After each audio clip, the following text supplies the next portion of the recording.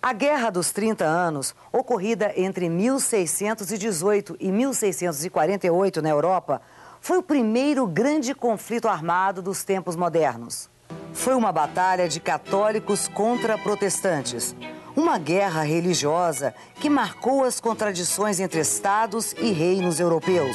Envolveu a Áustria, Hungria, Espanha, Holanda, Dinamarca, França e Suécia e dezenas de pequenos estados que hoje formam a Alemanha. De um lado, os espanhóis e austríacos e seus aliados que defendiam uma Europa católica. De outro, as novas nações protestantes, Holanda, Dinamarca, Suécia e os estados alemães. A França, apesar de católica, aliou-se aos protestantes, pois os interesses nacionais franceses eram superiores a qualquer questão religiosa. O sistema internacional no século XVII foi marcado inicialmente pela dominação da Espanha. Mais rapidamente, este país perdeu a hegemonia para a França e Inglaterra. O fim da guerra resultou numa Europa praticamente devastada. A Alemanha perdeu quase um terço da população. A França assumiu o papel da nova potência hegemônica no continente. Embora sendo católicos, os franceses não hesitaram em juntar-se aos protestantes para lutar contra o poder da Espanha. Essa decisão garantiu o fortalecimento da França nos anos seguintes. Depois da guerra, a paz. A Paz de Westfália, assim chamada porque foi celebrada em Westfália, na Alemanha, foi alcançada depois que a guerra fracassou. Com isso, tem início uma nova ordem no continente europeu, que valorizou pela primeira vez o direito internacional. Em 1648, a Espanha celebrou a paz com os franceses. A ordem internacional na Europa passava por mudanças. A Áustria já não era mais uma ameaça aos estados alemães. A Espanha já não estava mais entre as potências hegemônicas. A Inglaterra saía do isolamento provocado pela Guerra Civil. A Suécia torna-se uma grande potência.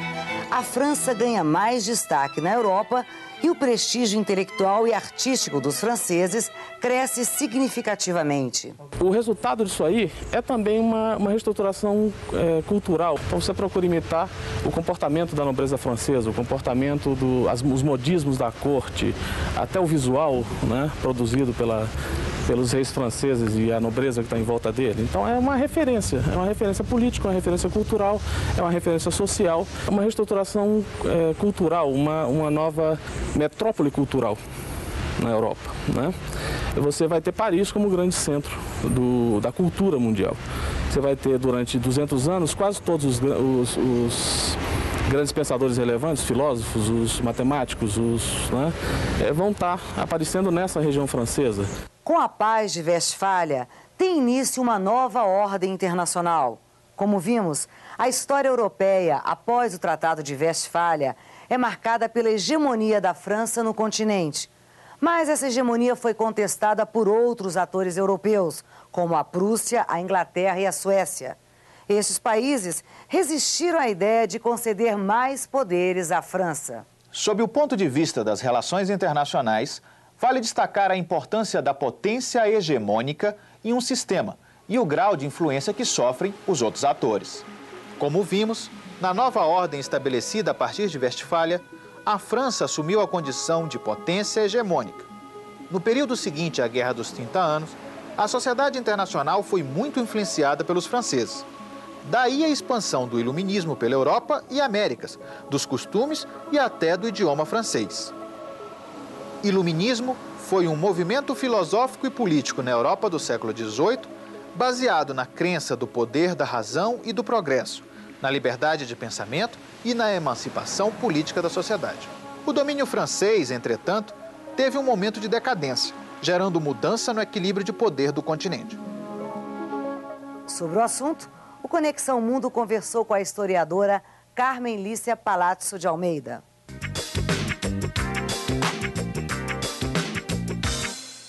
Professora, a senhora diria que as grandes navegações seriam aí um dos marcos dessa transição da Idade Média para a Idade Moderna? As navegações são uma continuidade da Idade Média, no sentido não de que elas não representam algo novo, mas que elas já representavam algo novo durante a Idade Média. Colombo, quando parte para a descoberta da América, o livro de cabeceira dele é o relato do Marco Polo. Então, quer dizer, o famoso relato de viagens medievais. Cabral e Dom Henrique, o navegador, são cavaleiros da Ordem de Cristo. Então, nesse sentido, nós consideramos um dos maiores medievistas contemporâneos, que é Jacques Le Goff, o francês Jacques Le Goff, considera que a maior ruptura da história ocorre com a Revolução Francesa e não na época das navegações. Então, a senhora defende que na passagem, na transição da Idade Média para a Idade Moderna, não houve necessariamente uma ruptura? Não, teria havido uma ruptura em torno do século XII, XIII, com a chamada, digamos assim, Revolução da Escolástica. Então, isso já seria, digamos, uma visão muito semelhante à visão dos europeus do século XIV, XV e XVI.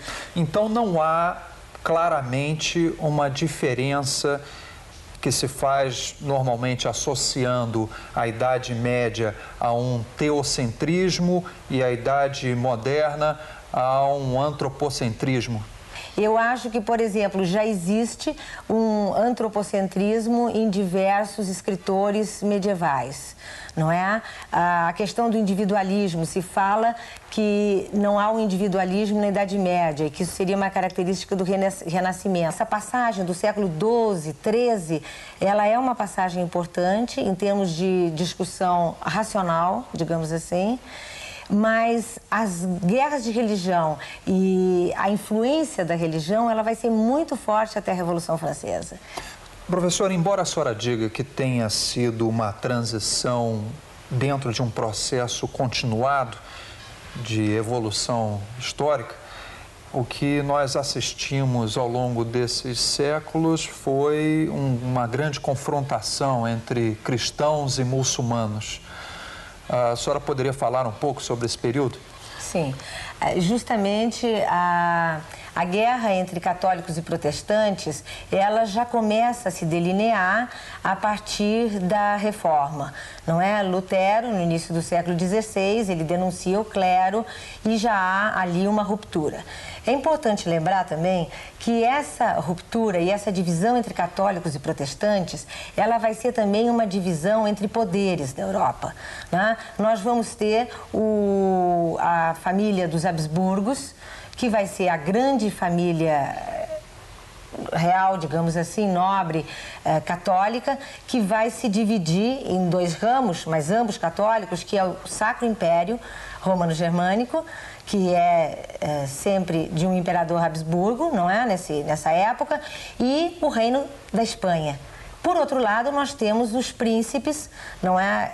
Alemães. É importante lembrar que a Alemanha não está unificada, não é? Os príncipes alemães que se aliam a Lutero, aos reformados. A senhora diria que a intolerância religiosa foi a grande motivação para a Guerra dos 30 anos, então? Eu diria que a intolerância religiosa junto com as disputas de poder. Por quê?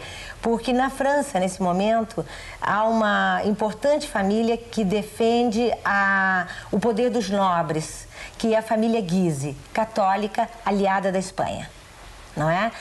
A monarquia francesa, nesse momento da época, um pouco anterior e durante o período da Guerra de 30 anos, ela está se tornando uma monarquia absolutista, que vai ter o seu auge depois com Luís XIV. Muitas vezes a história ou as pessoas se espantam por que a França não se alia aos católicos, sendo um reino católico. Ela é um reino católico, mas ela teve, até muito pouco tempo, o seu rei protestante, que apenas por interesse se converteu ao catolicismo. Professor, e que elementos permitiram se chegar à Paz de Westfália? A Paz de Westfália, justamente, ela vai acabar com o poder do Império Germânico. Então, esse é um dado muito importante, porque isso vai mudar, não é, muita coisa na Europa. O Império Germânico já veio se desgastando, a Espanha já veio se desgastando do ponto de vista econômico, e as Províncias Unidas, com a Paz de Westfália, alcançam a sua independência. Como resultado, dois países, dois estados, digamos assim, que vêm emergindo, tanto economicamente quanto a nível das mentalidades, que são Inglaterra e França, conseguem, então, digamos assim, afastar do seu caminho, não é, estes outros peões do jogo, que são católicos, que é o Império Germânico e que é a Espanha. Então, não é? Nesse sentido, pode-se afirmar realmente que o grande expoente do século XVIII foi a França ou foram a França e a Inglaterra? Eu diria que foram a França e a Inglaterra. A Inglaterra, digamos assim, com o seu apogeu da Marinha, não é? É o grande século da Inglaterra no mar. Não é? Isso aí vai preparar depois todo aqueles desenvolvimentos do Império, não é, inglês, e a França do ponto de vista cultural. O que vai ser importante? O Iluminismo. Apesar desse destaque cultural da França, a senhora diria que a chegada de Napoleão Bonaparte colocou a França num papel de maior destaque ainda? Sem dúvida. Tanto que nós temos, inclusive, a nossa consequência aqui, não é? Que é a fuga de Dom João VI e o início digamos assim, do Brasil, né, como a sede do Império, a família real, não é? Então, eu acho que isso é um dado importante. E houve realmente esse embate França e Inglaterra, ele vai marcar, não é, o século XVIII. Muito obrigado pela entrevista. É com você, Ana Lu. As relações internacionais no século XIX é o assunto do nosso próximo programa. Esperamos você. Até lá!